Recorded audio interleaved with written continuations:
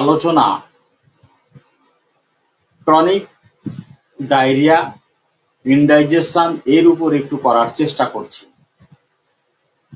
Chronic diarrhoea এবং indigestion, গড় হজম, হজমের গোলমাল, হজমের দুর্বলতা, গ্যাস অম্বল, এগুলোর সাথে পায়খানার একটা সমস্যা ওতপ্রোতভাবে জড়িত থাকে। হয় পায়খানা প্রচুর শক্ত হয়, নয়তো পায়খানা পাতলা হয়। এবং আপাতত উপশমকারক ঔষধের দ্বারা চিকিৎসা করার ফলে সাময়িক উপশম উপলব্ধ হয়, কিন্তু সারে না। ফলে রোগী পুরাতন রোগের আকারের সাথে দীর্ঘদিন ধরে ভুগতে থাকে, দীর্ঘদিন ধরে কষ্ট পেতে থাকে। গ্যাস, পেটে ফাঁপ, অম্বল, অ্যাসিডিটি, টক বমি, টক ঢেকুর, গলা বুক জ্বালা, পাতলা পায়খানা অথবা কোষ্ঠবদ্ধতা, সাদা আমাশা, পেটের গোলমাল, সামান্য খাবার যাই খাক না কেন গড় হজম হয় না, পেটে ফাঁপ হয়, অম্বল হয়, এপিগ্যাস্ট্রিয়াম রিজিয়নে ব্যথা করে, নানান রকমের সমস্যা চলতে থাকে, দীর্ঘদিন ধরে চলতে থাকে। আর এ থেকে পরিত্রাণ পাওয়ার জন্য অ্যান্টাসিডও সমান তালে দীর্ঘদিন ধরে চলতে থাকে।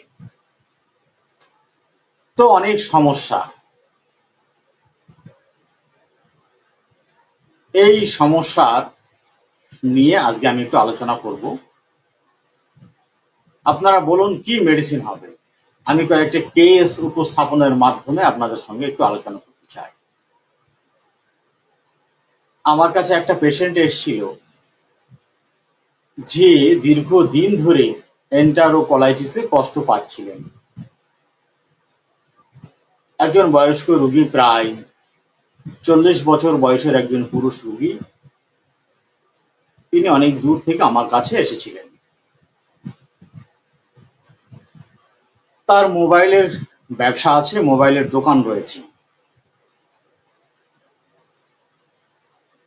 অনেক দিন ধরে পেটে ফাঁপ, গ্যাস অম্বল, টক ঢেকুর এবং পাতলা পায়খানায় কষ্ট পান। পাতলা পায়খানার সাথে মাঝামাঝি আমাশা হয় এবং পেটে ব্যথা করে। তার উদরময় গ্রীষ্মকালে বেশি হয়। গ্রীষ্মকালের গরম আবহাওয়াতে তার কষ্টগুলো বেশি হয় এবং শীতকাল আসলে ঠান্ডা আবহাওয়াতে তুলনামূলক একটু কম থাকে। কিন্তু শীতের পর যখনই গ্রীষ্মকাল আসে, আবহাওয়া গরম হয়, তখনই তার পেটের সমস্যা বেশি হয়। যাই খায় তাতেই গ্যাস অম্বল হয়, বেশি খেতে পারেন না, অনেক বেছি গুছি খাওয়া দাওয়া করেন, কিন্তু তারপরও পেটে ফাঁপ, টক ঢেকুর, গলা বুক জ্বালা এগুলো হতে থাকে। খাবারের সামান্য গোলমাল হলে, একটু এদিক ওদিক হলেই কষ্টগুলো অনেক বেশি বেড়ে যায়। আর সেই সাথে সাথে পাতলা পায়খানাতে তিনি কষ্ট পান। সকালেই 2-3 বার পাতলা পায়খানা হয়ে যায়। সকালে প্রথম পাতলা পায়খানা হয় বিছানা ছেড়ে ওঠার পরে। কিছুক্ষণ চলাফেরা করেন, হয়তো 2-3 মিনিট, হার্ডলি হলে 5 মিনিট, একটু চলাফেরা, দাঁত মাজা, একটু এটা করলেন ওটা করলেন, ঘুরলেন ফিরলেন, অমনি পায়খানার বেগ চলে আসবে। পায়খানার বেগ আসলে সে মানে অল্প সময়ের জন্য অপেক্ষা করতে পারেন, কিন্তু খুব বেশি সময়ের জন্য অপেক্ষা করতে পারবেন না এবং তাকে পায়খানায় যেতেই হয়। একটা তাগিদ থাকে, পায়খানায় যেতে হয়।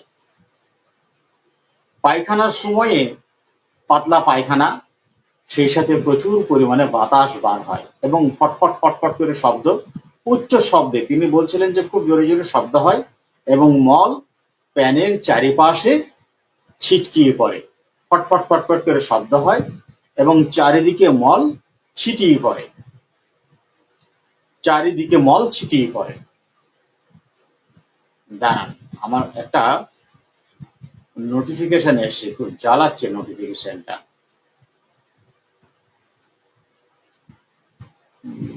একটু দাঁড়ান আপনারা।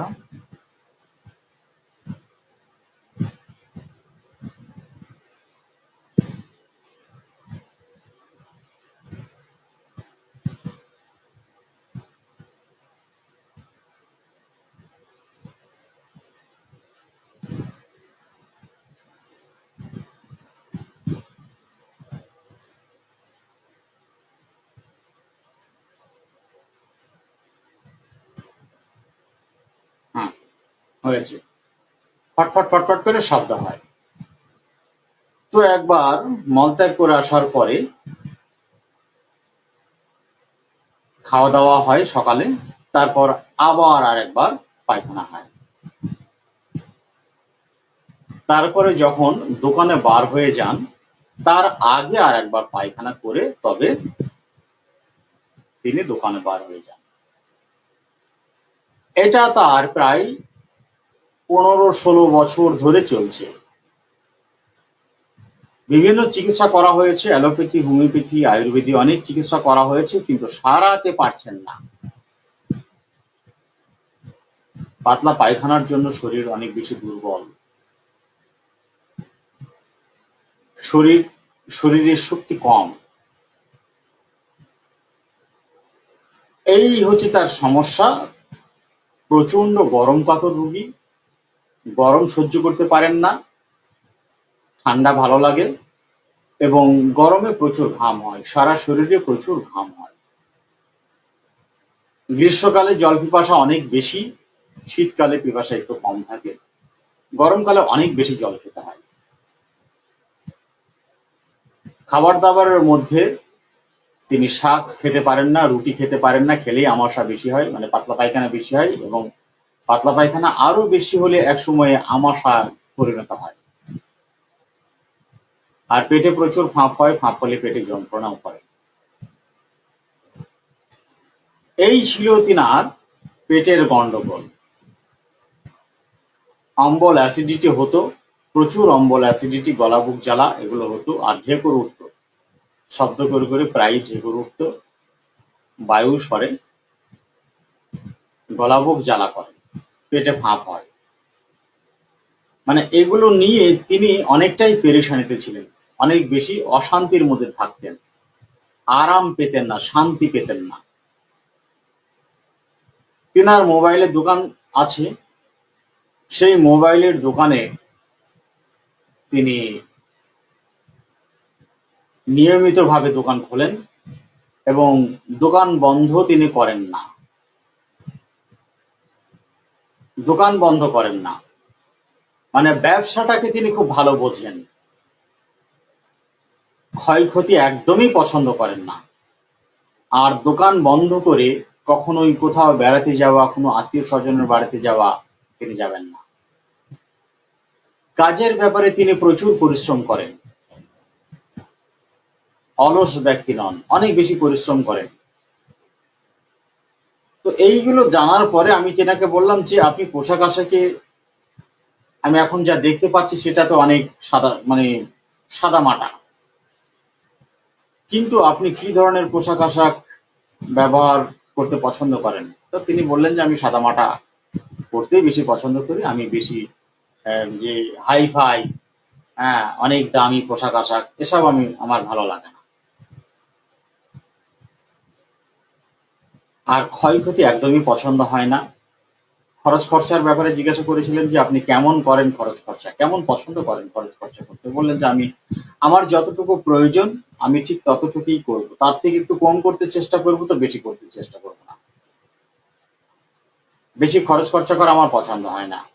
আমার সংসারেও তাই, যা লাগবে তার থেকে আমি কমে পারলে বেশি যাব না। বেশি খরচ খরচা আমার পছন্দ হয় না। এমনকি খাবার দাবার উচ্ছিষ্ট হয়ে গেলে সেগুলো অনেকেই কি করে, ফেলে দেয়, আমি ফেলি না। দরকার হলে পরের দিন পান্তা খেয়ে নেব, কিন্তু তবুও আমি নষ্ট করব না। এই পেশেন্টকে আমি মেডিসিন দেওয়ার পরে দারুণ রেজাল্ট, দুর্দান্ত। তাকে 10 দিন পরে আসতে বলা হলো। তা তিনি বললেন যে ওষুধ খাওয়ার পর 2 দিন পরেই সকালে যে পায়খানার একটা তাগিদ, অস্বস্তি, এই ব্যাপারটা ছিল না এবং পেটে ফাঁপটাও কমে গিয়েছিল।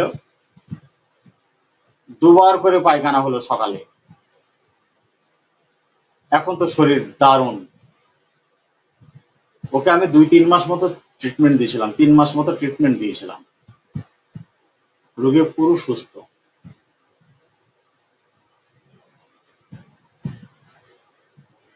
কি মেডিসিন দিয়েছিলাম আপনারা বলেন?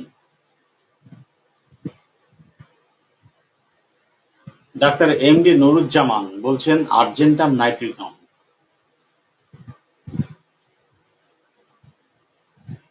আর কেউ? কি ওষুধ দিয়েছিলাম?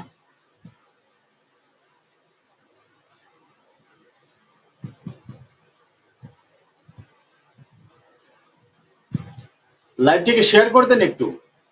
লাইভটিকে শেয়ার করুন। হোমিওপ্যাথি চিকিৎসা কাকে বলে? মেটেরিয়া মেডিকায় লিখিত যে লক্ষণগুলো সেগুলো হুবহু মিলতে হবে, না মিললে আপনার সিমিলিমাম হবে না।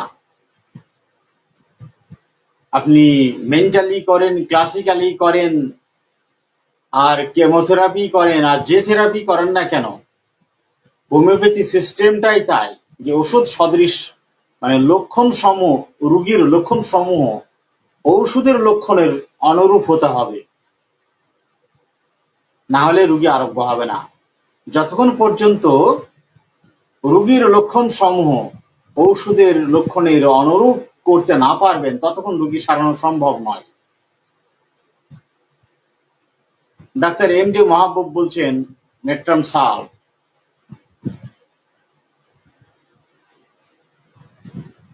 আর কেউ?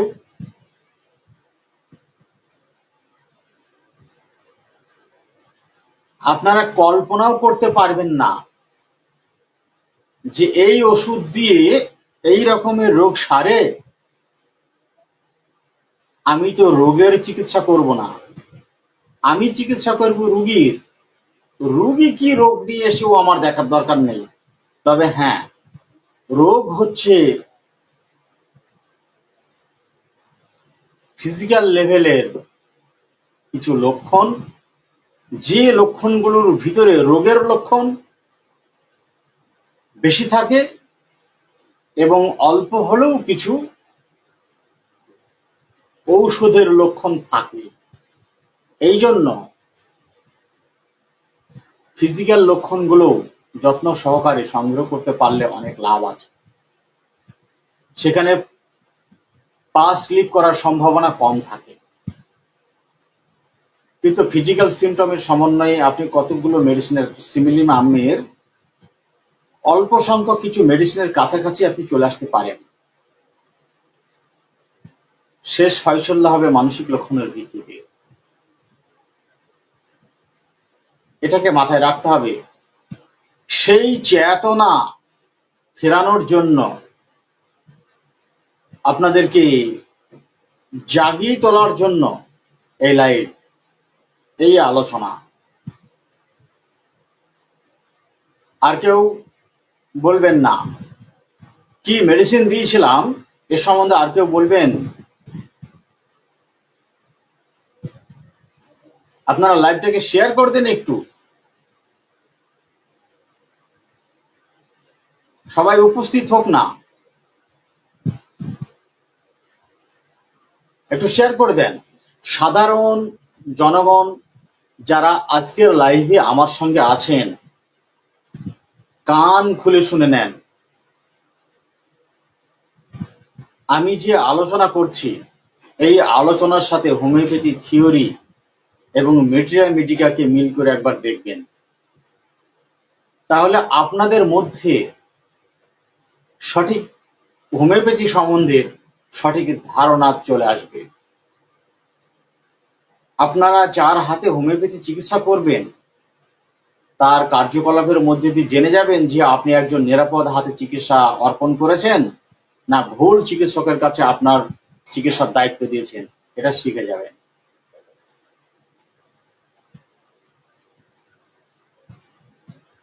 আর কেউ বললেন না মেডিসিন নেট্রাম সালফোনা আর্জেন্টাম নাইট্রিকামও নয়।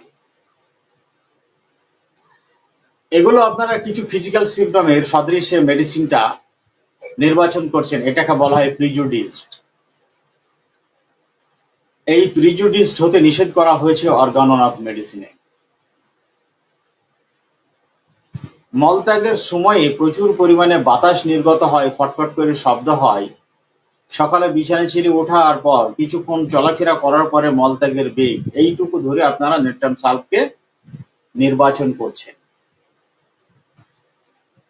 এ তো গেল শুধু এইটুকু লক্ষণ। রোগীর লক্ষণ কোথায়? রোগীর লক্ষণটা আপনি মেলাবেন না।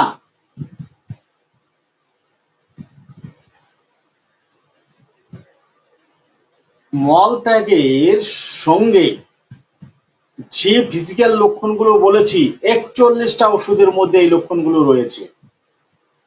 41টা ওষুধের মধ্যে এই লক্ষণগুলো রয়েছে। Doctor Rojina Masuma, Bryonia. Homeopathy চিকিৎসকরা আপনারা আজকে কান খুলে শুনে নেন আর চোখ খুলে দেখে নেন, এত সোজা হোমিওপ্যাথি নয়। হোমিওপ্যাথি বুদ্ধিমান লোকের জন্য, বেকারত্ব দূর করার জন্য হোমিওপ্যাথি চিকিৎসা নয়। হোমিওপ্যাথি জ্ঞানী ব্যক্তিদের জন্য, বুদ্ধিমান ব্যক্তিদের জন্য হোমিওপ্যাথি। সারা বিশ্বের আমাদের থেকে শতগুণ উন্নত মস্তিষ্কের বহু গুণী ব্যক্তিরা হোমিওপ্যাথিকে আয়ত্ত করার জন্য বহু চেষ্টা করেছে, আর আমরা ছল চাতুরি করে কোন রকম বৈতরণে পার করতে চেষ্টা করছি। এত সোজা হোমিওপ্যাথি নয়।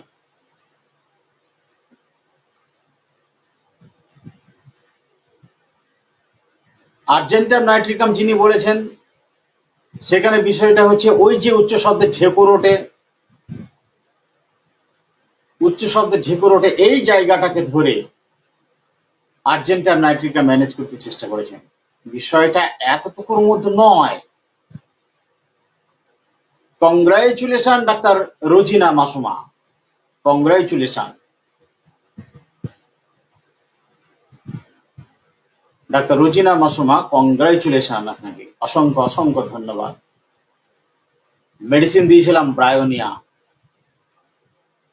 প্রথমেই তাকে আমি মেডিসিন দিয়েছিলাম 10M। কেন 10M দিলাম?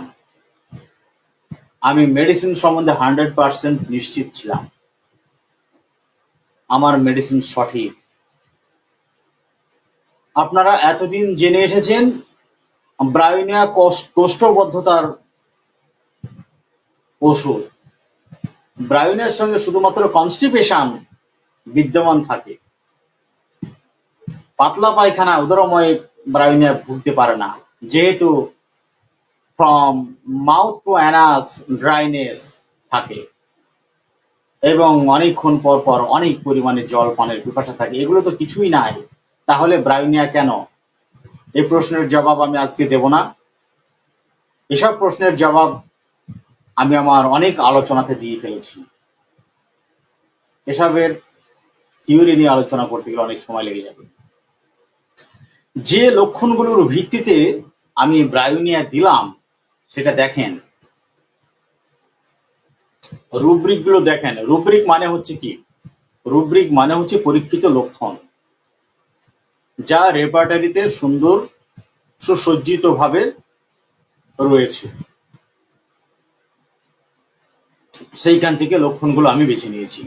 একটা হচ্ছে rectum diarrhoea, morning rising after aggravation and moving about. Rectum,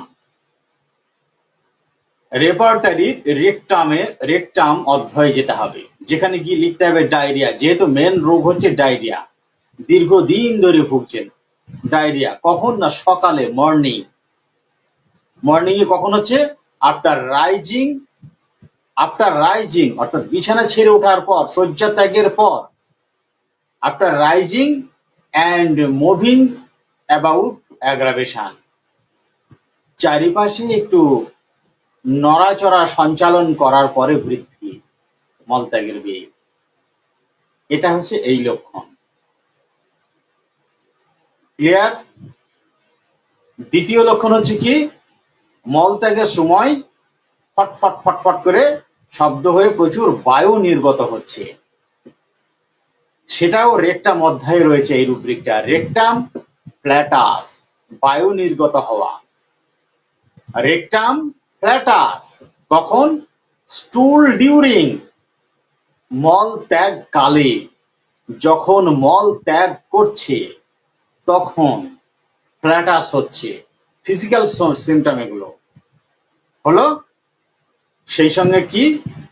rectum diarrhoea chronic, দেখেছেন? রেকটাম ডায়রিয়া ক্রনিক, দীর্ঘদিন ধরে সে কষ্ট পাচ্ছে, 15-16 বছর ধরে কষ্ট পাচ্ছিলেন। রেকটাম ডায়রিয়া সামার, গ্রীষ্মকালে বৃদ্ধি। রেকটাম অধ্যায়ে যাবেন, ডায়রিয়া লিখবেন, ডায়রিয়া লিখে তারপর লিখতে হবে সামার। দেখবেন সেখানে প্রায় অনেকগুলি ওষুধ আছে, 54-55টা ওষুধ আছে। তাহলে রেকটাম ডায়রিয়া সামার অর্থাৎ গ্রীষ্মকালে বৃদ্ধি। আবার কি? Rectum diarrhoea weather warm aggravation, গরম আবহাওয়াতে বৃদ্ধি। এখানে ওয়ার্মটা কি? গ্রীষ্মের প্রখর রৌদ্রের মধ্যে বৃদ্ধি তা নয়। ওয়ার্ম হচ্ছে অল্প অল্প গরম, তাতেই বৃদ্ধি। সামান্য গরম অন্যদের কাছে যা আরামদায়ক, অন্যদের কাছে ওয়েদারের যে টেম্পারেচার আরামদায়ক, সেখানে এদের কাছে বৃদ্ধি। তার মানে ওই ওয়েদারের সাথে এই ব্যক্তি কতটা হাইপার সেন্সিটিভ রয়েছে, উষ্ণতার সাথে অত্যন্ত হাইপার সেন্সিটিভ থাকে। এটা হচ্ছে একটা প্রবণতা, টেন্ডেন্সি, সাসেপ্টিবিলিটি। এগুলো হচ্ছে অত্যন্ত গুরুত্বপূর্ণ লক্ষণ। যে লক্ষণের, ফিজিক্যাল লক্ষণগুলোর মধ্যে যে লক্ষণের মডালিটি রয়েছে, বিভিন্ন পরিস্থিতির সাথে মডালিটি রয়েছে, যে সিমটমের সাথে অ্যাসোসিয়েটেড সিমটম রয়েছে বা কনকমিটেন্ট সিমটম রয়েছে, সেই সিমটম হচ্ছে নির্দেশক লক্ষণ। ওই সিমটমগুলো আপনাকে একটি সদৃশ ঔষধির দিকে ধাওয়া করে নিয়ে যাবে, কিন্তু ফয়সলা দিতে হবে মানসিক লক্ষণের ভিত্তিতে।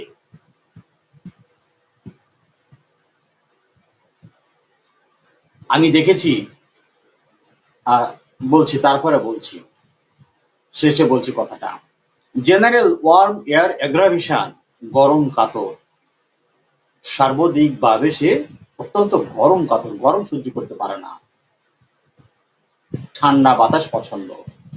তো গরম সহ্য করতে পারে না, যেখানে আমরা বুঝতে পেরেছি যে ওয়ার্ম ওয়েদারে অ্যাগ্রাভেশন হচ্ছে, অর্থাৎ ঈষৎ উষ্ণ আবহাওয়াতেই তার বৃদ্ধি, অথচ সেই আবহাওয়া অন্যজনের কাছে আরামদায়ক। এগুলোকে স্পষ্টভাবে বুঝতে হবে। যদি হট ওয়েদার বলতো, তাহলে প্রচন্ড গরম হতো, গরমে বৃদ্ধি। এই গেল ফিজিক্যাল সিমটম। এখন মানসিক লক্ষণগুলোর মধ্যে কি কি পেয়েছি আমরা? মানসিক লক্ষণগুলোর মধ্যে যা পেয়েছি তা হলো রোগী অত্যন্ত কৃপণ। আমরা হোমিওপ্যাথি মেডিসিন নির্বাচন করার সময়ে আসলে যে কাজটা করি বা একজন হোমিওপ্যাথির জন্য মূলত যে কাজটি করার প্রয়োজন হয় তা হলো একজন ব্যক্তিত্বকে প্রতিষ্ঠা করা, একজন ব্যক্তিত্বকে আইডেন্টিফাই করা, যে আমার সামনে যে ব্যক্তি বসে আছেন সেই ব্যক্তিটা কে। সমগ্র রোগী মণ্ডলের মধ্যে থেকে যে ব্যক্তি এই মুহূর্তে আমার সামনে বসে আছেন সেই ব্যক্তিটা কে তা নির্ণয় করাই হচ্ছে একজন হোমিওপ্যাথি চিকিৎসকের প্রধান উদ্দেশ্য। আর সেইটাকে করার জন্য রোগীর মধ্যে থেকে যে সমস্ত দৈহিক ও মানসিকভাবে প্রতিক্রিয়া, প্রতিকূল পরিস্থিতির সাথে যে প্রতিক্রিয়া বিকশিত হয় সেই প্রতিক্রিয়ার ধরন দেখে আমাদের এই কাজটি করতে চেষ্টা করতে হয়। এটাই হলো হোমিওপ্যাথি ডাক্তারের, একজন হোমিওপ্যাথি চিকিৎসকের একমাত্র করা কর্তব্য বা দায়িত্ব। এই কাজটি যিনি না পারবেন তিনি হোমিওপ্যাথি পারবেন না। এভারিস, কেন এভারিস নিলাম? তিনি প্রচন্ড কৃপণ। বুঝলাম কেমন করে? কৃপণতা কি? কৃপণতা হচ্ছে সঞ্চয় করবে, খরচ করবে না। তার কথোপকথনের মধ্যে দিয়ে প্রকাশ পেয়ে গেছে এটা হচ্ছে তার একটি চরিত্রগত বৈশিষ্ট্য। এটি হলো তার একটি চরিত্রগত বৈশিষ্ট্য যে প্রচন্ড কৃপণ তিনি দোকান বন্ধ করতে পারবেন না। কেন? ক্ষতি হবে। আত্মীয়ের বাড়িতে যেতে পারে না, বেড়াতে যেতে পারেন না, ক্ষতি হবে। সর্বদাই তিনি কাজের মধ্যে থাকতে পছন্দ করেন। কেন? কিছু ইনকাম হবে, লাভ হবে, ক্ষতি হবে না। বাসায় উচ্ছিষ্ট খাবার যদি থেকে যায় তা নষ্ট না করে পরের দিন পান্তা খেতে হয় তাও খাবেন, ফেলে দেবেন না। অপচয় পছন্দ করেন না। কি? সময় এবং অর্থ, দুটোর অপচয় সে একদমই পছন্দ করেন না। ব্যক্তিত্বকে আইডেন্টিফাই করার জন্য আরো কনফার্ম হতে আমি যা জিজ্ঞাসা করেছিলাম তা হচ্ছে যে আমি যদিও বুঝতে পেরেছিলাম, তথাপি আমি বুঝলে তো হবে না, কনফার্ম হতে হবে রোগীর সাথে যে তিনি কেমন ধরনের ড্রেস পরতে পছন্দ করেন। বললেন সাদামাটা।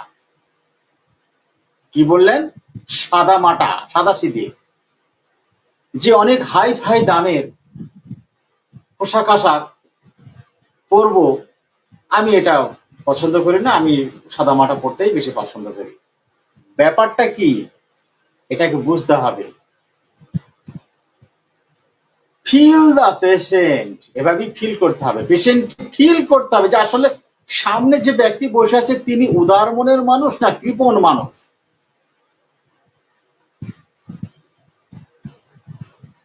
কাজ ছাড়া তিনি থাকতে পারেন না। ইন্ডাস্ট্রিয়াস, উৎপাদনমূলক কাজের সাথে লেগে থাকতে ব্রায়োনিয়া খুবই পছন্দ করে। যারা বলে যে আমি কাজ ছাড়া থাকতে পারি না, আমার কাজ করতে হবে, কিছু না কিছু কাজ করতেই হবে, এই সমস্যা নিয়েও আমাকে কাজ করতে হয়, না হলে আমার ভালো লাগে না। আমি তখন জিজ্ঞাসা করি যে কাজ পেলেই ভালো লাগবে? বললে হ্যাঁ ভালো লাগবে। আচ্ছা ঠিক আছে, আমি আপনাকে কাজ দেব কিন্তু টাকা দেব না, হবে? বলো না, তা হবে না, আমার কাজের সঙ্গে টাকা চাই, টাকা না হলে ভালো লাগবে না। আমি তো মেডিসিনের জার্নি আলোচনা করছি না, ফলে ডিটেলস আলোচনায় আর যাবো না। এই পর্যন্ত। কেন ব্রায়োনিয়া দিলাম, বিষয়টা ক্লিয়ার না সন্দেহজনক? তাড়াতাড়ি কমেন্টে লেখেন বিষয়টি ক্লিয়ার না সন্দেহজনক, তাড়াতাড়ি লিখুন।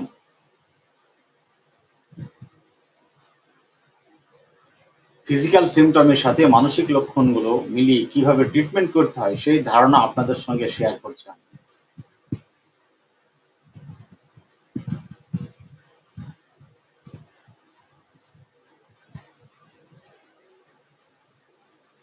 এই আলোচনা সম্বন্ধে আপনাদের আর কারোর কিছু বলার আছে? চটচট বলুন, আমি আরো আলোচনা করবো, একটু চটপট বলুন। যা বলতে চাইছিলাম, খুব দুঃখজনক ব্যাপার, হোমিওপ্যাথি চিকিৎসকরা হোমিওপ্যাথিরই শত্রু। হোমিওপ্যাথি চিকিৎসকরা নিজেদের ধ্বংস নিজেরা করে।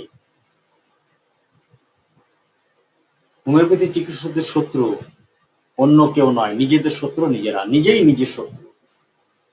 খুব আশ্চর্য লাগে এবং খুব হাস্যকর লাগে, ভীষণ হাস্যকর লাগে।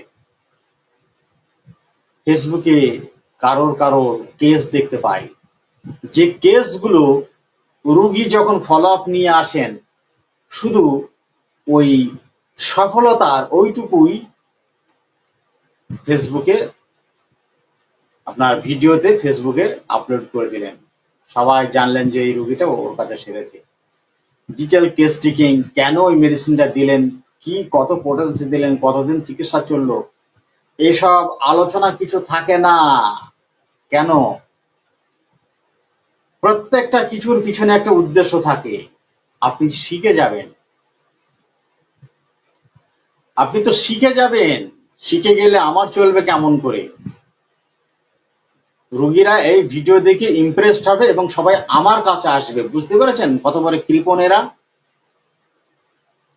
এরা নাকি হোমিওপ্যাথির বন্ধু, এরা হোমিওপ্যাথির আসল শত্রু, এরা হোমিওপ্যাথির আসল শত্রু। আমার ফেসবুক পেজে অনেকেই কিছু কেস আপলোড দেয়, আপলোড দিলে আমি সেই ভিডিওটাকে দেখি। যদি দেখি যে টোটাল কেস টেকিং চিকিৎসা পদ্ধতিটার গুণগত মানসম্পন্ন, তবে তাকে আমি অ্যাপ্রুভ করি, না হলে আমি ডিলিট করে দিই, অ্যাপ্রুভ করি না। যেই হোক না কেন আমার ফেসবুক পেজে কেস দিতে পারেন, যদি দেখি যে সেটা গুণগত মানসম্পন্ন রয়েছে, উপকার হবে ডাক্তারদের, আমি সেটাকে অ্যাপ্রুভ করব। কিন্তু যদি দেখি তালে গোলে ঝোলে অম্বলে মিশিয়ে কিছু করেছেন, অথবা ক্লিয়ার করে কিছু বলছেন না, শুধুমাত্র ব্যবসায়িক মনোভাবের জন্য এটা করছেন, অন্যদের মনে প্রভাব ফেলার জন্য, আমি সেটাকে ডিক্লাইন করে দিই। আমি এগুলোকে ঘৃণা করি, পছন্দ করি না। কোনো কেস দিলে টোটাল দিতে হবে, আমি অন্তর থেকে ঘৃণা করি এগুলোকে। শিখুক, মানুষ পেরেশানির মধ্যে রয়েছে, কত কষ্টের মধ্যে রয়েছে, মানুষ শিখুক। শেখাবে না ব্যবসা করবে,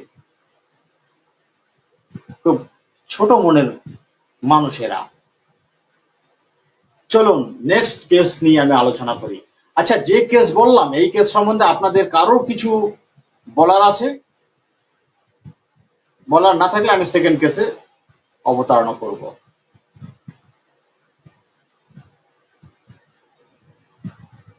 একটি পেশেন্ট, বয়স 50 বছর।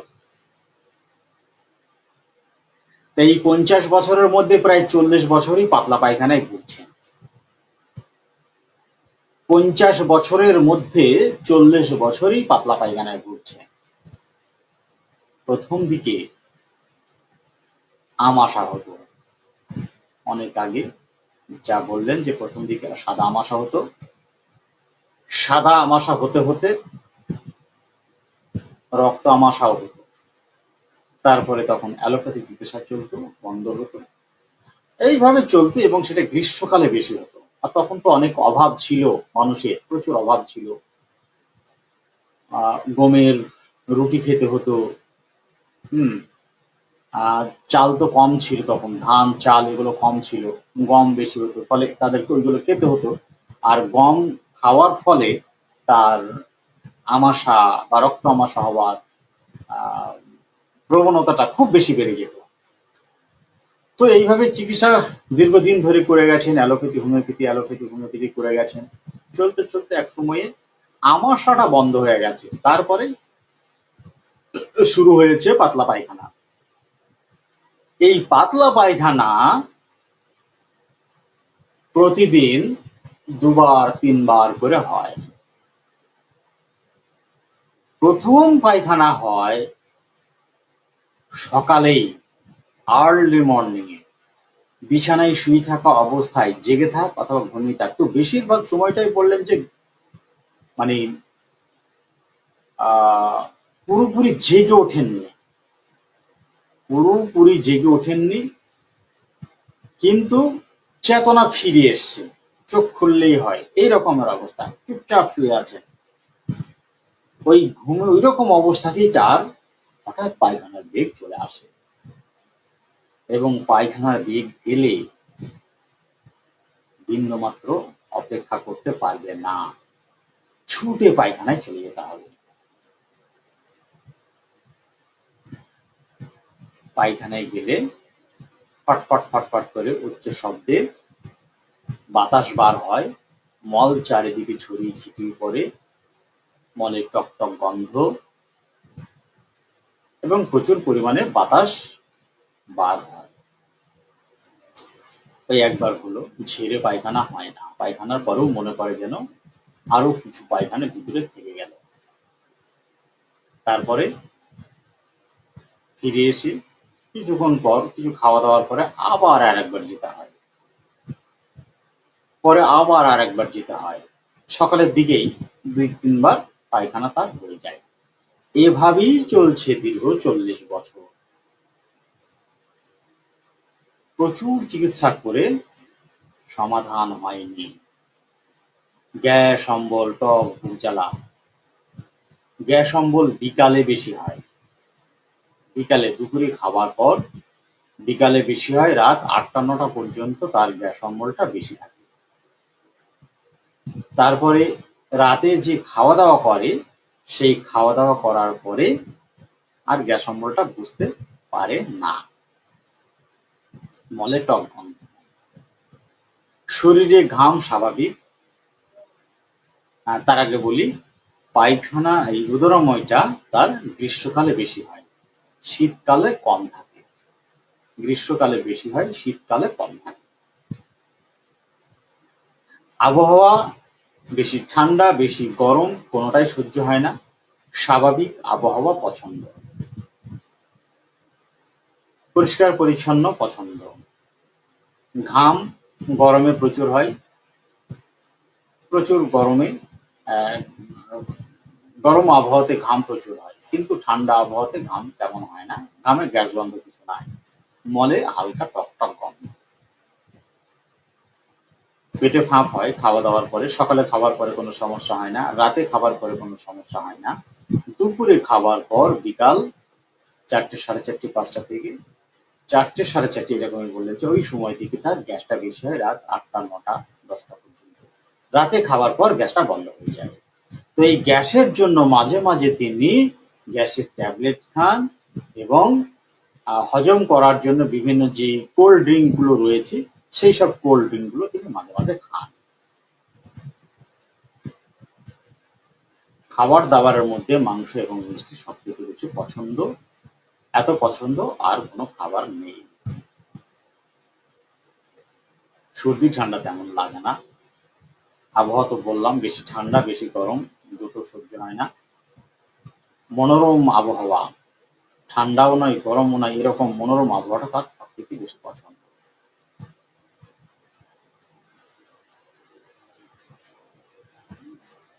মন মেজাজের দিক থেকে সবসময় কাজে কর্ম ব্যস্ত থাকেন, কাজে কর্ম ব্যস্ত থাকতেই পছন্দ। কাজ নেই তার চিন্তা, কাজ নেই ভাবনা, কাজ নেই টেনশন, অন্য কোনো টেনশন দুশ্চিন্তা নেই। এবং নিচের এই দীর্ঘদিন ধরে ভুগতে থাকা কষ্টের ব্যাপারে জিজ্ঞাসা করলে তিনি বললেন যে এটা নিয়ে কোনো চিন্তা হয় না, কিন্তু যখন অনেক বেশি বেড়ে যায় তখন কাজের ক্ষতি হয়, এই আর কি। কিন্তু কাজের ক্ষতি হলেও তেমন যে দুশ্চিন্তা টেনশন হয় তা হয় না, তেমন দুশ্চিন্তা হয় না।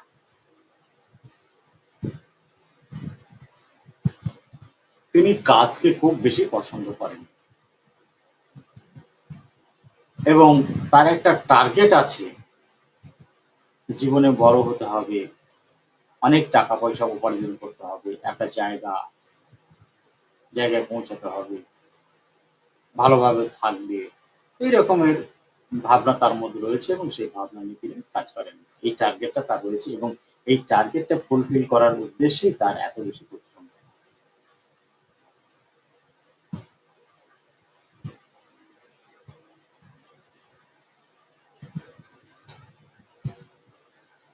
বাজে সময় নষ্ট করেন না একদম, বাজে লোকজনের সঙ্গে তিনি মেশার সময়ই পান না, যেহেতু কাজের মধ্যে সবসময় বেশি ব্যস্ত থাকেন।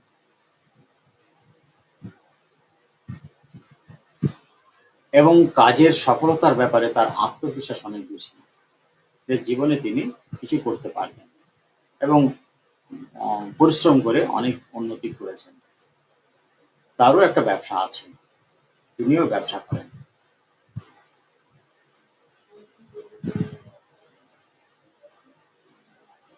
এই ব্যক্তির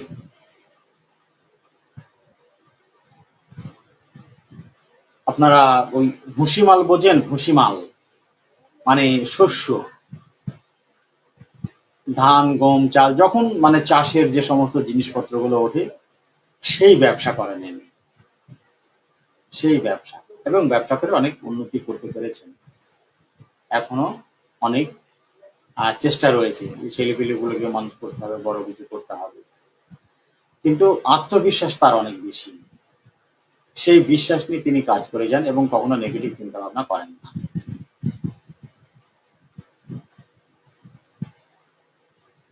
কিন্তু স্বভাবে তিনি পরিষ্কার পরিচ্ছন্ন, সবসময় ফিটফাট থাকতেই পছন্দ করেন, নোংরা টোংরা ভাবে থাকতে পছন্দ করেন না।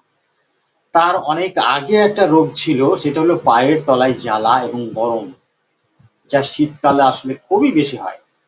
আগে হতো, এখন হয় না। আজ থেকে প্রায় 15-16 বছর আগে এই সমস্যাটা ছিল, যে শীতকালের রাতে মাঝে মাঝে লেপের মধ্যে থেকে পা বার করে দিতেন এবং ঠান্ডা করে নিয়ে ভেতরে ঢোকাতেন, মাঝে মাঝে এরকম বার করতে হতো। বয়স আপনার ওই 55-55 বছর মতো বয়স, এরকম বয়স, 50-55 এরকমের বয়স। স্বাস্থ্য দোহারা,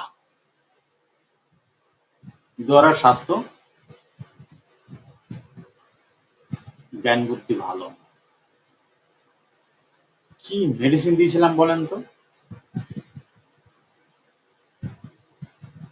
কি মেডিসিন দেওয়া হয়েছিল?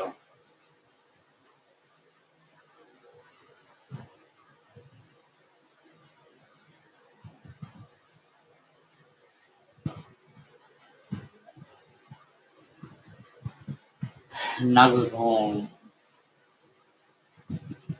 ডাক্তার ভবত সরকার বলেছে নাক্সভম। থ্যাংক ইউ, দ্রুত রেসপন্স করার জন্য আপনাকে অসংখ্য অসংখ্য ধন্যবাদ।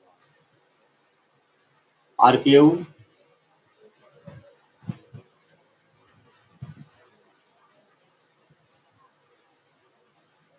ডাক্তার এম ডি মাহবুব, নাক্সভম। আর কেউ?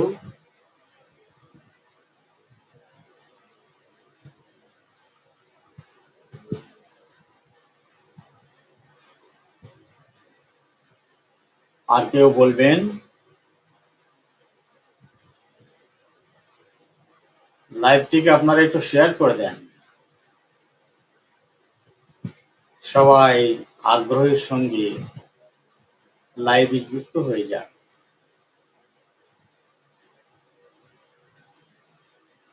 বলেন, আর কেউ বলবেন কি মেডিসিন হতে পারে?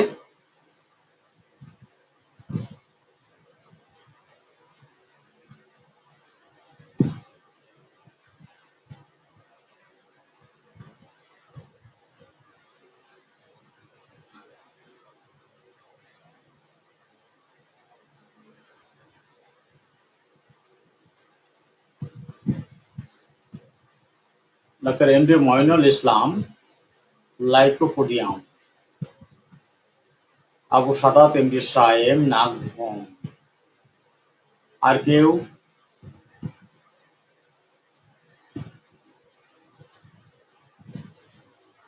Doctor Rashida Begum lycopodium.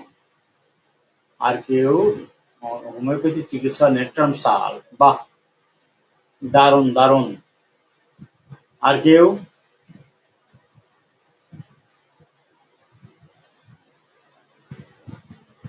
কেসটাকে যেভাবে বলা হয়েছে সেইখান থেকে পুরোটা একটু স্মরণ করুন, স্মরণ করে গতি প্রকৃতিটা দেখুন আর মেলানোর চেষ্টা করুন। গতি প্রকৃতিটা দেখুন আর মেলানোর চেষ্টা করুন। অসুস্থতার সাথে ব্যক্তি কিভাবে অ্যাডাপ্টেশন করছে, নিজেকে খাপ খাইয়ে নিচ্ছে, তার মন মেজাজ কেমন আছে, এই সব ব্যাপারগুলোকে বোঝার চেষ্টা করতে হবে, তাহলে সঠিক জায়গায় পৌঁছানো যাবে।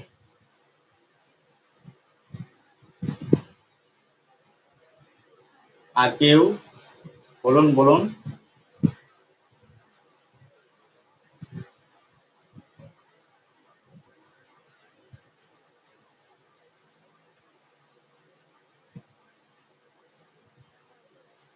আর কেউ?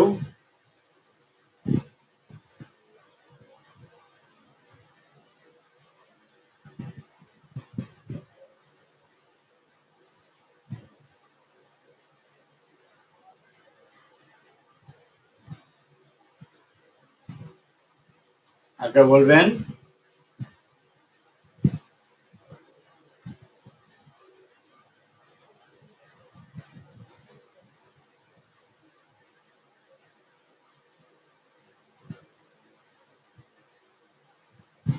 আমি ওষুধ দেওয়ার পরে 10 দিন পর আসতে বলেছিলাম।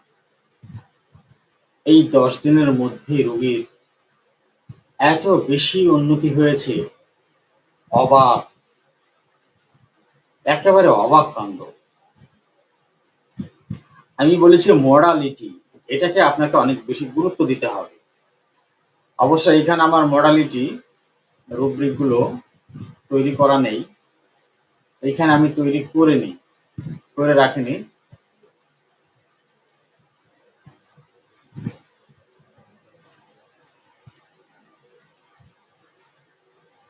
কি হলো?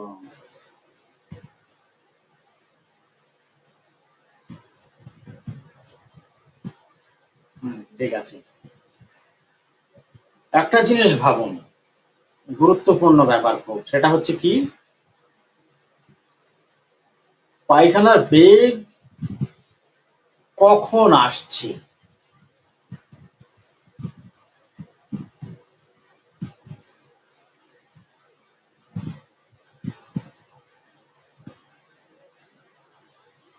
পায়খানার বেগটা কখন আসছে?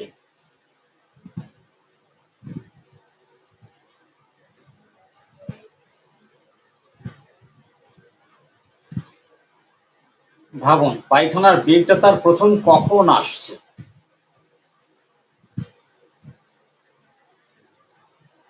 পায়খানার বেগ প্রথম, রুব্রিক গুলো আমার এখানে রেডি নেই, আমি রেডি করে নিই এটা।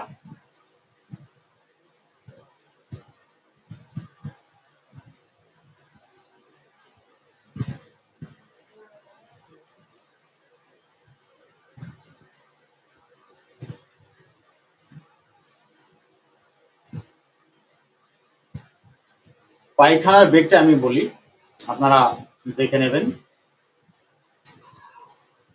পায়খানার বেগ প্রথম আসছে সকালে ঘুমন্ত অবস্থায়, সকালে আসছে ঘুমন্ত অবস্থায়।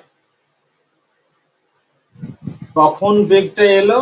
ঘুমন্ত অবস্থায়, সকালে। এবং ঘুম থেকে উঠেই, মানে বিছানা ছেড়ে, তাকে তাড়াতাড়ি পায়খানায় যেতে হলো, তাড়াতাড়ি তাড়াতাড়ি পায়খানায় যেতে হলো। তাহলে পায়খানার বেগে তাকে সকালবেলা জাগিয়ে দিল ঘুম থেকে। পায়খানার বেগ সকালে জাগিয়ে দিল।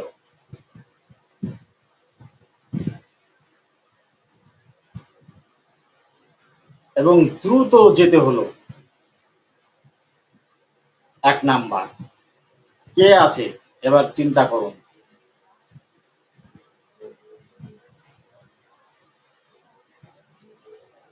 এখানে একটা রুব্রিক রয়েছে খুব সুন্দর,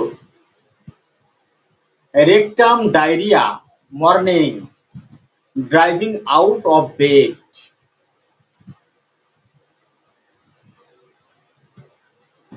rectum diarrhoea morning driving out of bed. এই ড্রাইভিং আউট অফ বেড মানে আছে, ড্রাইভিং আউট অফ বেড মানে হচ্ছে সামনের দিকে ধাওয়া করা, পরিচালনা করা। আর এই পরিচালনার মানে হচ্ছে কি শুধু পরিচালনা করা না, কোনো কিছু করার জন্য, কোনো কিছু করার জন্য সামনে ধাবিত করা, এটাই হচ্ছে ড্রাইভিং আউট অফ বেড। কোনো কিছু করার জন্য তাকে জোর করে সামনে ঠেলে দেওয়া। আর একটা কি,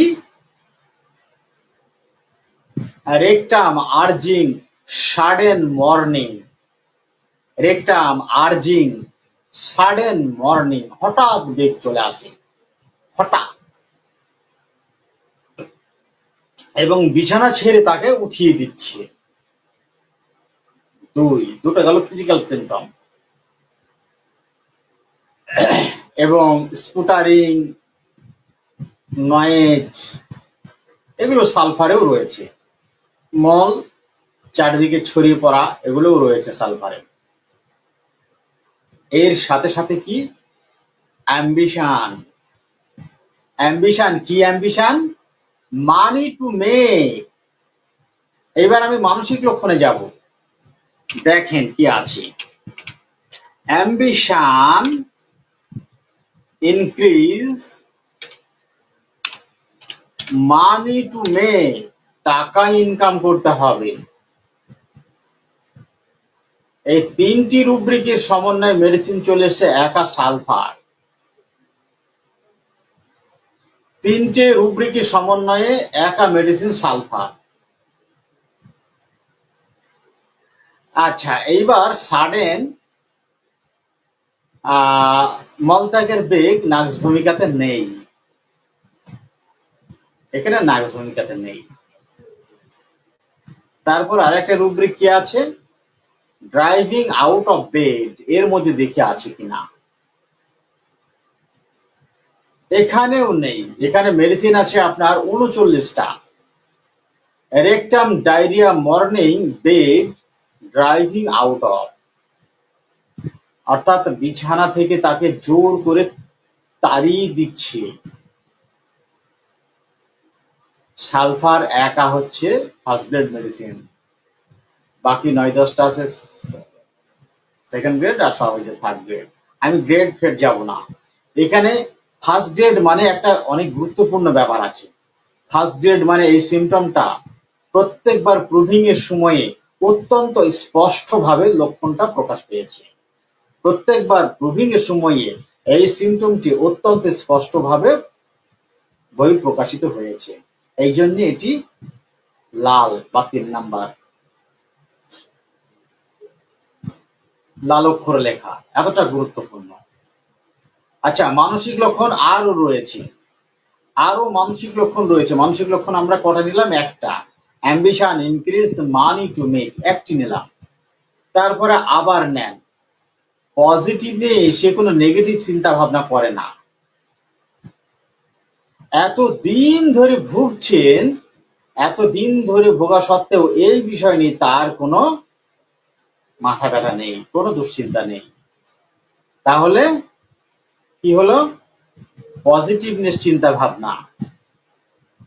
এখানেও ইন্ডাস্ট্রিয়াস রয়েছে, যেহেতু তিনি কাজকর্মে অত্যন্ত ব্যস্ত এবং কাজগুলোকে তিনি অত্যন্ত পছন্দ করেন। কেন কাজ করতে পছন্দ করেন, এগুলো হচ্ছে শাখা লক্ষণ। শাখা লক্ষণ এগুলো, এগুলো শাখা লক্ষণ, সরি শাখা না, প্রশাখা লক্ষণ, ব্রাঞ্চেস সিমটম। প্রধান সিমটম কোনটা? Ambition, money to make. তার একটা টার্গেট রয়েছে, ওই টার্গেট অর্জন করতে হবে, আর এই অর্জনের উদ্দেশ্য তাকে পরিশ্রম করতে বাধ্য করছে। তাহলে প্রধান সিমটম হলো ambition, increase, money to make. এবং প্রশাখা লক্ষণগুলো কোনটি? না, তাকে অনেক বেশি পরিশ্রম করতে হচ্ছে, কাজের প্রতি ধ্যান দিতে হচ্ছে। এইগুলো হচ্ছে প্রশাখা। প্রধান সিমটম কোনটি? একটি এর মধ্যে রয়েছে। তারপরে বাকি আরো চরিত্রগুলোকে নিয়ে সিমটমকে যত বেশি শক্তিশালী করে তুলতে পারবো, মেডিসিন সম্বন্ধে কনফিডেন্স তত বেশি হবে। তাহলে ইন্ডাস্ট্রিয়াস, এটা নেওয়া গেল পজিটিভ নিউজ। Medicine sulphur. এর সাথে এবার মেলান তার 15-16 বছর আগে পায়ের তলায় জ্বালা ছিল, যা শীতকালে বেশি হতো এবং লেপের মধ্যে থেকে পা বার করে ঠান্ডা করে নিতে হতো। মলে টক টক গন্ধ। মিষ্টি আর মাংস তার সব থেকে বেশি প্রিয় খাবার।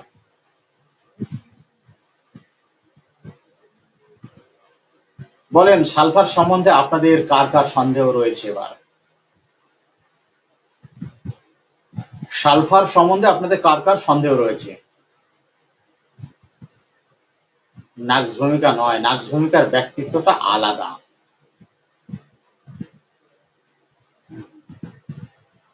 নাক্সভোমের ব্যক্তিত্ব আলাদা। নাক্সভোমকে বলতে গেলে তার বিশেষ ব্যক্তিত্ব সম্বন্ধে কিছু কথা বলতে হবে, তাহলেই নাক্স ভূমিকাকে আমরা বুঝতে পারবো, কিন্তু সেই সম্বন্ধে কোনো কিছু বলা হয়নি। তাহলে এই গেল নাক্স সালফার। চলেন পরের কেসে যাই। যদি সালফার সম্বন্ধে আপনাদের কোনো কিছু অভিযোগ থাকে বলতে পারেন, যদি অভিযোগ না থাকে তাহলে আমি দ্বিতীয় কেসে চলে যাই, দ্বিতীয় আলোচনায় চলে যাই।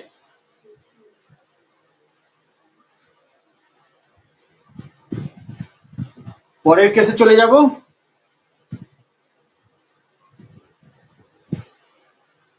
এইসব রোগে মানুষ কত ভুগছে দীর্ঘদিন ধরে, মানে পেট ভালো তো সব ভালো, পেট খারাপ তো সব খারাপ।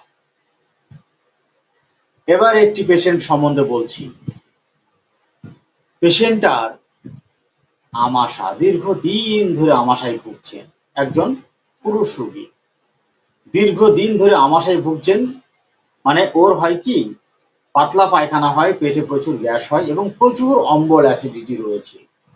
এই অম্বল অ্যাসিডিটি যখন অনেক বেশি হয়ে যায় তখন ওর পাতলা পায়খানা হতে হতে হতে হতে আমাশা শুরু হয়ে যায় এবং রক্ত আমাশাও হয়। তো অম্বল অ্যাসিডিটিতে সে অনেক বেশি কষ্ট পায়, প্রচুর কষ্ট পায় অম্বল অ্যাসিডিটিতে। গলা বুক জ্বালা করে, মলত্যাগের পরে মলদ্বারেও ভীষণ জ্বালা করে, ভীষণ জ্বালা করে মলদ্বারে, মলদ্বারে অনেক বেশি জ্বালা করে এবং ডেলি একে 4-5 বার করে পায়খানা করতে হয় ডেলি। মলদ্বারে ফিস্চুলা হয়েছে, পাইলস আছে, দীর্ঘদিন ধরে এরকম রোগে ভুগতে ভুগতে ভুগতে ভুগতে তার এই অবস্থা।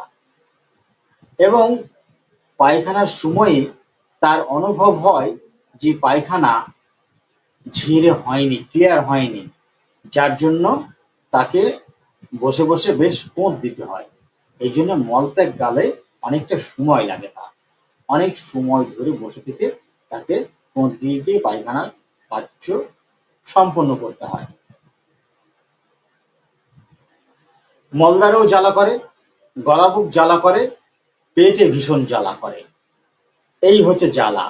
তারও পেটে ফাঁপ হয় এবং পায়খানা যখন তখন হয়, সকালে দুপুরে মানে যখন তখন, ওর কোনো ঠিক নাই, কোনো একটা পার্টিকুলার টাইম সেরকম কোনো ঠিক নাই। কিন্তু যা সব থেকে বেশি কষ্টকর তা হচ্ছে বারবার পায়খানা হওয়া, ডেইলি 3-4 বার 5 বার করে পায়খানা হওয়া, এবং পায়খানার সাথে প্রচুর গোঁথানি থাকে, পায়খানার দ্বারেও জ্বালা করে, প্রচুর জ্বালা, এবং চুলকায়, অনেক সময় চুলকায় আর জ্বালা করে। অম্বল অ্যাসিডিটি প্রচুর, প্রচুর গলা বুক জ্বালা করে। আর এই গলা বুক জ্বালা করার জন্য সে মাঝে মাঝে প্রায় অনেক পরিমাণে জল খায়, অনেক পরিমাণে জল পান করে।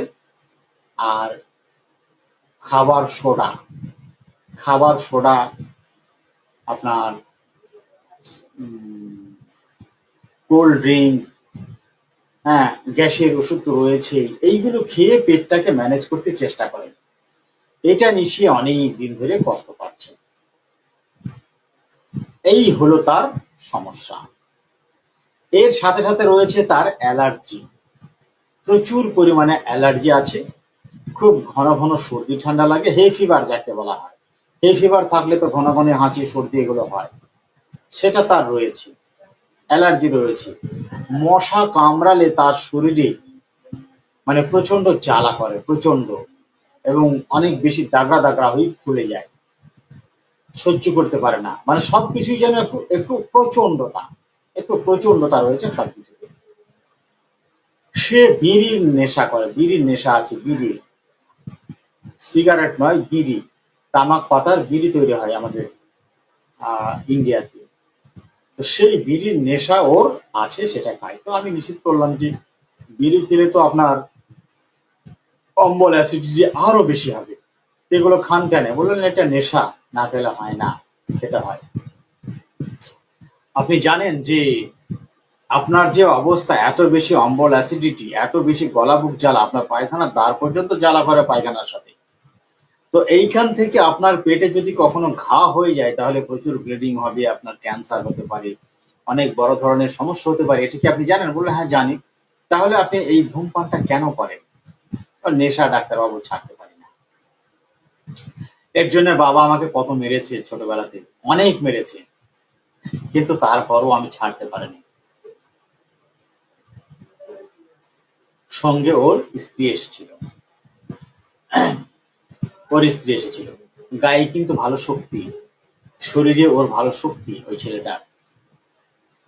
তো আমার দেখে শুনে মনে হলো যেন ওর বুদ্ধি কম, বুদ্ধি কম, একটু নির্বোধ, মাথা মোটা। এই মাথা মোটার সাথে তার মানে একটু গোয়ার জেদি টাইপের এরকম মতো। তো আমি জিজ্ঞাসা করলাম যে আপনার রাগ মেজাজ কেমন? তখন হাসছে। ওর স্ত্রী বলছে ডাক্তারবাবু রাগ মেজাজ বলবেন না, প্রচুর রাগী, প্রচুর জেদ আর প্রচুর রাগ, যা বলবে তাই করবে।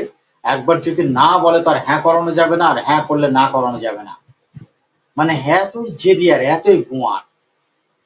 মানে ওর স্ত্রী বলছে যে ইনি একজন মানুষের মধ্যেই পড়ে না, বলছে একজন মানুষের মধ্যেই পড়ে না,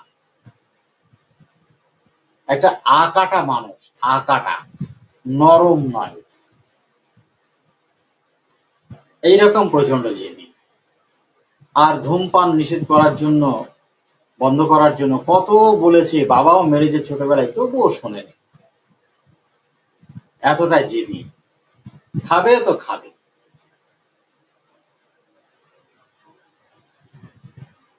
আমি ওকে এইটুকু জানার পর ওকে বললাম,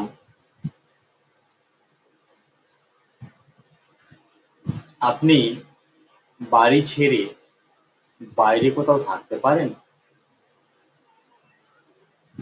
বললো না। কেন?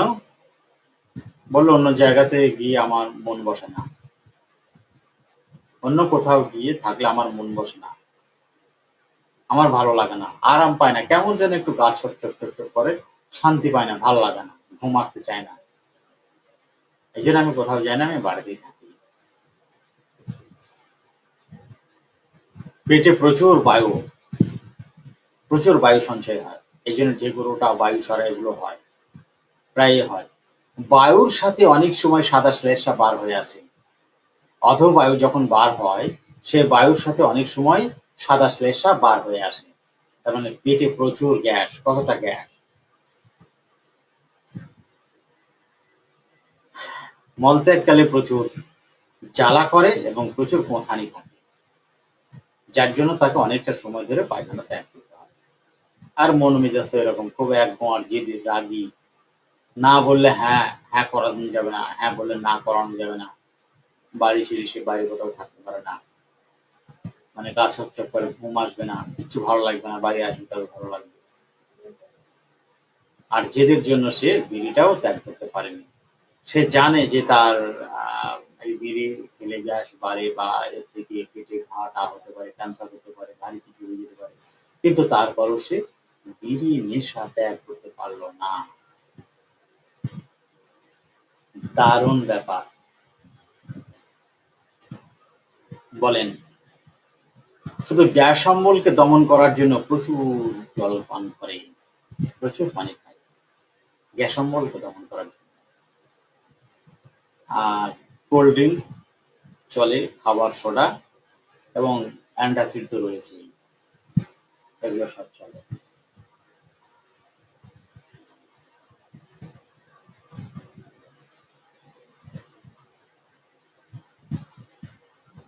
দারুণ দারুণ, খুব সুন্দর, খুব সুন্দর। ডাক্তার সরোয়ার জাহান, নাইট্রিক অ্যাসিড, হোমিওপ্যাথি চিকিৎসা মাকসল, ডাক্তার এম কে মাহবুব ক্যাপসিকাম, ডাক্তার ভবতোষ সরকার মাকসল। আর কেউ? আর কেউ? হোমিওপ্যাথিটা কি সেটা দেখেন, ডাক্তার সেলিনা আক্তার মাকসল। আর কেউ? আর একটা বিষয় আমি বলতে ভুলে গেছি, সেটা হলো রুগী হচ্ছে খুব অলস, কাজে কর্মে কিচ্ছু নাই, ভীষণ অলস, কাজে কর্মে মন নাই। সংসার রসাতলে গেলেও সে কাজকর্ম করতে চায় না, তাকে বলে বলে বলে বলে বলে তো কথা শোনে না, বলেও কথা শোনে না, কাজ করতে চায় না। ওর চাষাবাদ রয়েছে, ওদের চাষাবাদ করে, কিন্তু খুব অলস। সংসারের সমস্ত দায়িত্ব তার স্ত্রীকেই নিতে হয়েছে কাঁধে। তার স্বামী কোনো দিকে খেয়াল করে না, আর বলে বলেও হয় না, নির্লজ্জ একেবারে, গোয়ার, অলস, মানে অকম্য মানুষ যাকে বলা হয়। এই রকমের, মানে উপরওয়ালা ওর ভিতরে একটা দারুণ গুণ দিয়েছে, দোষ গুণ যাই বলেন। একদিকে যেমন হচ্ছে অকম্য, আরেক দিকে তেমনি হলো একেবারে গোয়ার, জেদি। এই সব দেখতে সুন্দর, ছেলেটা দেখতে সুন্দর, কিন্তু গোয়ার, একরোখা, অকম্য, অলস। এ যেন একটা, আপনাদের মনে রাখার জন্য বলে, এ যেন একটা মাকাল ফল, এ যেন একটা মাকাল ফল। ওপরওয়ালা চেহারাটা তার কত সুন্দর দিয়েছে, কিন্তু ভিতরে যা আছে সবই হচ্ছে নোংরা, একেবারে নোংরা, মানে অকাজের জিনিস যত সব রয়েছে। একেবারে ভেঙে চুরে সব বললাম আপনাদের, কি মেডিসিন। আর কেউ বলবেন? হোমিওপ্যাথিকে যদি এইভাবে রেডি করা না যায়, হোমিওপ্যাথি চিকিৎসা করবেন বটে বা আমরা করব বটে, সারা জীবন এর তৃপ্তি পাবো না, আর সারা জীবন এর হতাশা কাটবে না, সারা জীবন হতাশা কাটবে না, তৃপ্তি তৃপ্তি পাবো না, স্যাটিসফ্যাকশন যা বলে সেটা আজীবন আসবে না। আর কেউ বলবেন, আমি ডিসক্লোজ করছি, যদি কেউ না বলে না, ডিসক্লোজ করছি। কংগ্রাচুলেশন ডাক্তার এমডি মাহবুব, কংগ্রাচুলেশন ডাক্তার এমডি মাহবুব। ইয়েস, এটি হলো ক্যাপসিকাম, এটি হলো ক্যাপসিকাম। আমরা এর ঘাড়ে তাকে, তার ঘাড়ে একে এইভাবে বসিয়ে দিয়ে একাকার করে ফেলি। এই ব্যক্তি ছিল ক্যাপসিকাম। প্রতিটা ব্যক্তির বিশেষ বিশেষত্ব রয়েছে, সেই জায়গাটিকে হিট করতেই হবে। সেইটা হলো প্রধান সিমটম। এই প্রধান সিমটমের সঙ্গে তার শাখা প্রশাখাগুলোকে পাশাপাশি সাজিয়ে একটি গঠনগত আকার দিতে হবে, যা আপনার সামনে একটা প্রতিচ্ছবি হয়ে ফুটে উঠবে আসলে ব্যক্তিটি কে। যদি সঠিকভাবে সেই চিত্র ফুটে ওঠে, তখন তার মধ্যে থেকে তার অন্যান্য চরিত্রগত বৈশিষ্ট্যগুলোকে খুলতে চেষ্টা করলে দেখবেন একটু একটু করে সব খুলে আসছে, বার হয়ে আসছে, উন্মুক্ত হয়ে যাচ্ছে। এই হচ্ছে হোমিওপ্যাথি।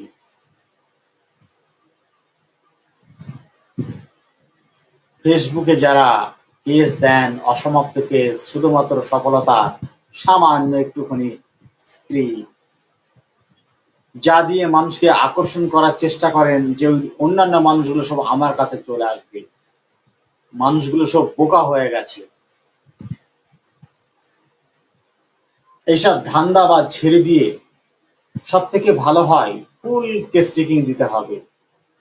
এটা আমার বক্তব্য। আপনাদের বক্তব্য, আমার বক্তব্যের সঙ্গে যদি আপনাদের বক্তব্য সমর্থিত হয়, তাহলে আপনারা সমর্থন করে কমেন্টে লিখবেন। ফুল কেস টেকিং দিলে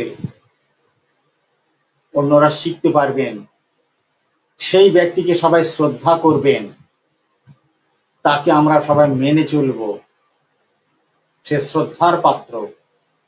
আর চালাকি করে ছোট্ট একটুখানি স্ক্রিপ্ট দিয়ে অন্যদের মনে প্রভাবিত করে রোগীগুলোকে নিজের কাছে টেনে নিয়ে আসা, ডিটেলস দিতে ভয় লাগে যে অন্যরা শিখে যাবে, অন্যরা শিখে যাবেন। ধান্দাবাজ ডাক্তার সব, এরাই হচ্ছে হোমিওপ্যাথির আসল শত্রু। যা আমি জানি আপনাদেরকে জানতে দেব না, আপনাদেরকে শেখাবো না। হোমিওপ্যাথির শত্রু আর কেউ নাই, নিজেদের শত্রু নিজেরাই। আমরা যা জানি তা সবাই সবার সঙ্গে যদি স্পষ্টভাবে প্রকাশ করি, এক এক করে বিশাল সমুদ্র তৈরি হয়ে যাবে, এবং সেগুলোর ভিত্তিতে একটি হোমিওপ্যাথি সত্য হিসাবে, সহজ ও সরল হিসাবে প্রতিষ্ঠা পেতে পারে, যার দ্বারা কোটি কোটি মানুষ পরিত্রাণ পেতে পারে। সেইটাকে নিয়ে চালাকি করা, চতুরতা করা অত্যন্ত নিচু মনের মানসিকতা এরা। আমরা হোমিওপ্যাথিরা প্রত্যেকটা মানুষের মনকে চূর্ণ বিচূর্ণ করে বোঝার চেষ্টা করি। অতএব সামান্য ইঙ্গিতে জ্ঞানী ব্যক্তির নিকট যথেষ্ট। ব্যর্থ আমাদের কাছে থাকবেই। ব্যর্থ স্বীকার করতে সমস্যা কি? সব কেসে যদি আমি সফল কাম হব তার কোনো গ্যারেন্টি নেই, ব্যর্থতা আসবেই। আমাদের কাজ হচ্ছে এই ব্যর্থতাকে দূর করে সফলতার পরিমাণ বৃদ্ধি ঘটানো। যার জন্য এখন খুব বেশি প্রয়োজন তা হচ্ছে অত্যন্ত ভালো মনের, উদার মনের, অত্যন্ত জ্ঞানী ডাক্তারদের, হোমিওপ্যাথি চিকিৎসকদের প্রয়োজন, যারা এক ছাতার তলায় এসে অকৃপণ ভাবে উদার মনে আলোচনা করে এবং সততার সঙ্গে আলোচনা করে হোমিওপ্যাথির শ্রীবৃদ্ধি ঘটানো খুবই দরকার। আমি এই ব্যক্তিকে ক্যাপসিকাম দিয়েছিলাম। এই ক্যাপসিকামের যে প্রধান লক্ষণ তা হচ্ছে, আপনারা দেখবেন মেট্রিয়া মিটিকাতে ক্যাপসিকামের প্রধান লক্ষণই হচ্ছে যে সে আপনার অম্বল অ্যাসিডিটিতে ভোগে, এবং অম্বল অ্যাসিডিটি হওয়ার পিছনে একটা বিশেষ কারণ তা হচ্ছে, দেখবেন যে যাদের আমাশা রয়েছে, পাতলা পায়খানা রয়েছে, তাদেরই এই অম্বল অ্যাসিডিটি হবার প্রবণতাটা খুব বেশি থাকে। কিন্তু ক্যাপসিকাম যেহেতু লঙ্কা, এই জন্য তার জ্বালা পোড়া সবকিছুই লঙ্কার মতো হয়। আর এই জিভে যখন আমাদের ঝাল লেগে যায়, লঙ্কা মুখে দিয়ে যখন জিভে ঝাল লেগে যায়, তখন আমরা ঠান্ডা জল খাই। ঠান্ডা জল খেয়ে ওই ঝালের মাত্রাকে, ঝালের যন্ত্রণাকে নিবারণ করতে চেষ্টা করি। কিন্তু অনেক বেশি ঝাল লাগার কারণে আমরা অনেক অস্থির হই এবং অনেক কষ্ট পাই, মেজাজও বিরক্ত থাকে, তখন ভালো লাগে না কিছু। এগুলো ক্যাপসিকামের চরিত্রগত বৈশিষ্ট্য। তো তার রোগের সাথে অম্বল অ্যাসিডিটি এগুলো তীব্রতা থাকে অনেক বেশি, যার জন্য উদরময় এবং আমাশয়ের সাথে মলত্যাগের সময়ে মলদ্বারেও ঠিক একই রকম ভাবে জ্বালা করে,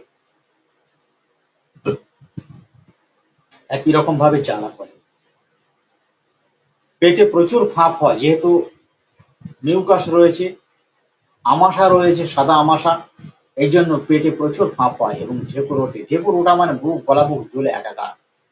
এইটাকে থামানোর জন্য তারা হজমকারক ওষুধগুলো খেতে থাকেন, হজমকারক জিনিসগুলো খেতে থাকেন। এটা হলো ফিজিক্যাল সিমটম। এই ফিজিক্যাল সিমটমের সঙ্গে সঙ্গে রয়েছে মানসিক লক্ষণ। এ হচ্ছে প্রচন্ড কুমার, প্রচন্ড জেদি। একবার হ্যাঁ বললে আর না বলানো যাবে না। এরা হচ্ছে মাথা মোটা, নির্বোধ, বুদ্ধি কম।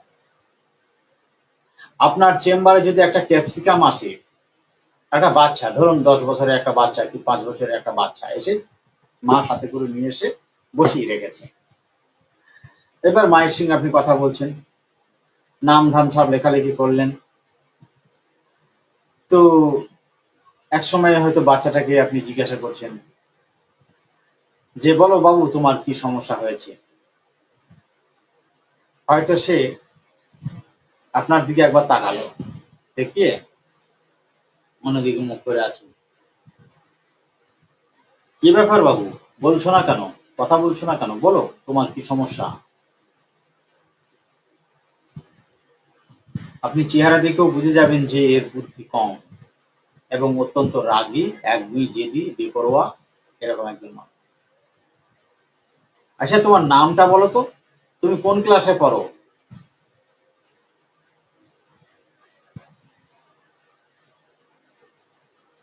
আরে বলছো না কেন, কি হয়েছে।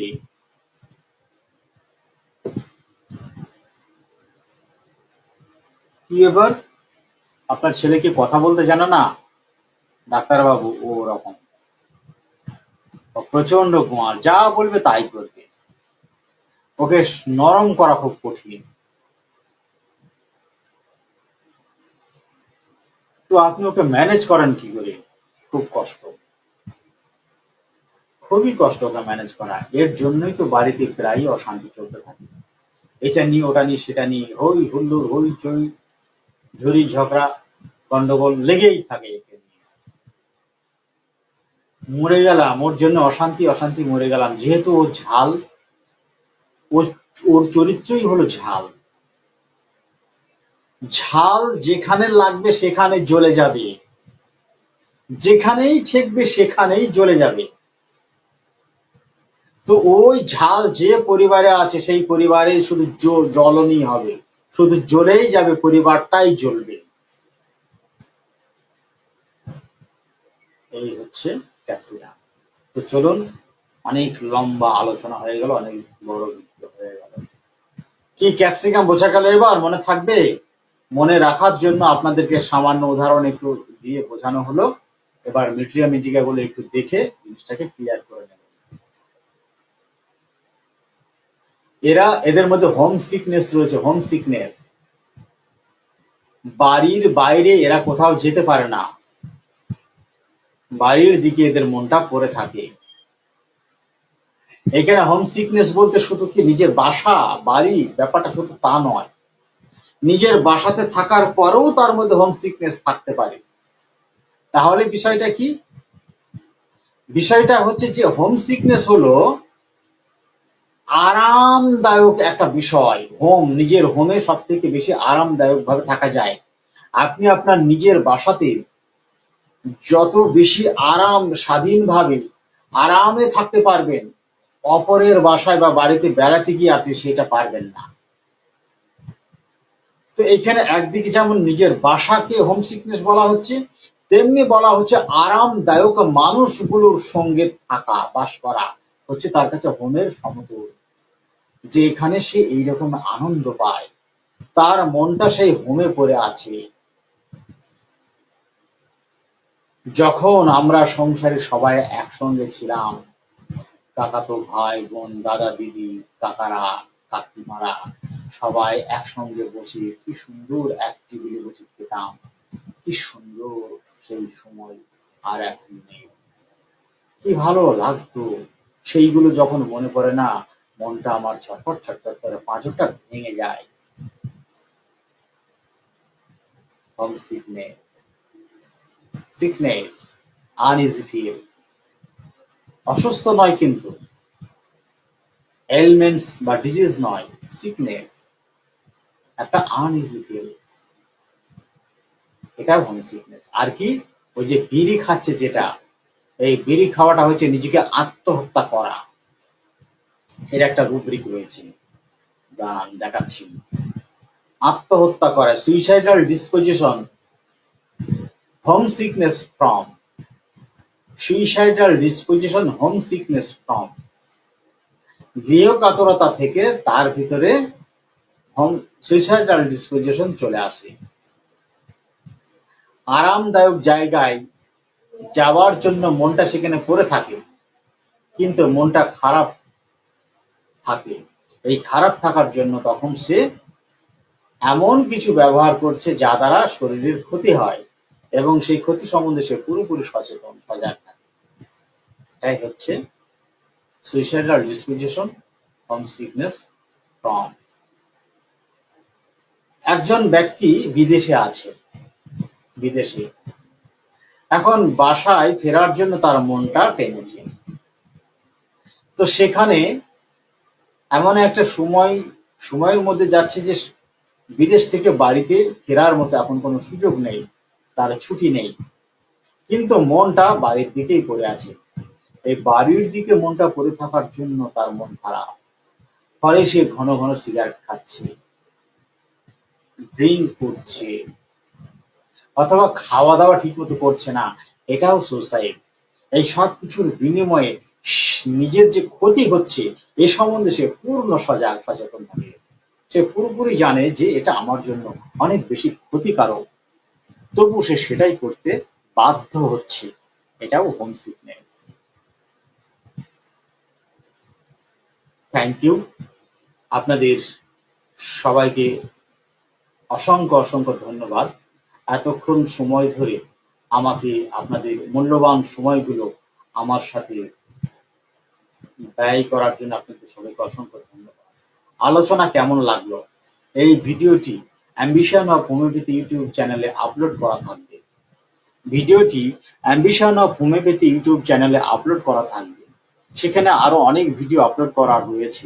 যারা জানেন না তাদের জন্য এটা বলে দেওয়া যে আপনাদের যদি মনে হয় তো ambition of homeopathy YouTube channel search করে সেটিকে সাবস্ক্রাইব করে রাখতে পারেন, যাতে করে কোনো ভিডিও আপলোড করার সাথে সাথে আপনারা সবার আগে নোটিফিকেশন পেতে পারেন। সঙ্গে কমেন্ট করবেন, লাইক দেবেন এবং শেয়ার করে সহযোগিতা করবেন। আজকের আলোচনা আপনাদের কাছে কেমন লাগলো মতামত যদি একটু জানান।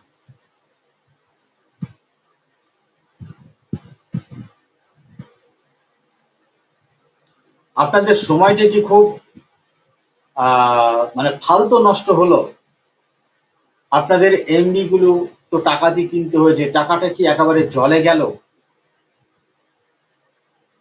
কি মনে হয়?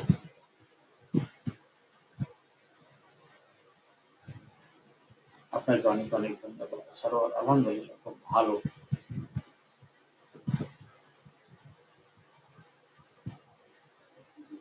ডাক্তার নুরুল, আলহামদুলিল্লাহ অনেক ভালো। ডাক্তার নুরুল ইসলাম ভাই, মাঝে খুব মনে পড়ছিল আপনার কথা। সেই কবে দেখা হয়েছে, কথা হয়েছে, খুবই মনে পড়ছিল। আর কেউ? কেমন লাগলো আপনাদের সবার আলোচনাটা? কেমন লাগলো? আমি এতক্ষণ বকবক করে এতক্ষণ এত কথা বললাম, আপনারা একটু কমেন্টের মাধ্যমে জানাতে পারবেন না?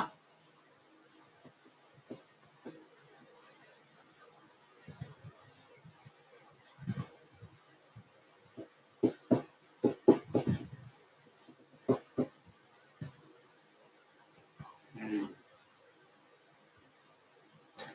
সবার সময়ের অনেক অভাব, সবার সময়ের অনেক অভাব, লিখতে গেলেও অনেক সময় লাগবে, এই সময় কোথায় পাবো? ঠিক আছে, চলুন, এভাবেই চলতে হবে। ভালো থাকবেন, সুন্দর থাকবেন। আবার পরবর্তীতে কোনো এক লাইভে আমরা সবাই একসাথে আবার আসবো। যারা মতামত জানালেন তাদেরকে অসংখ্য অসংখ্য ধন্যবাদ। শেষ মুহূর্তে জয়েন করলাম, তা সত্ত্বেও খুব ভালো লাগলো। ডাক্তার কৃষ্ণকান্ত বর্মন, আপনাকে অসংখ্য অসংখ্য ধন্যবাদ ডাক্তার। আজকে অনেক সুন্দর আলোচনা হয়েছে। ডাক্তার আবুল কাশিম, আসসালামু আলাইকুম ওয়া রাহমাতুল্লাহি ওয়া বারাকাতুহু। খুব ভালো। Thank you, thank you. Allah হাফিজ। ভালো থাকবেন সবাই, দোয়া করবেন। আজকে এ পর্যন্ত।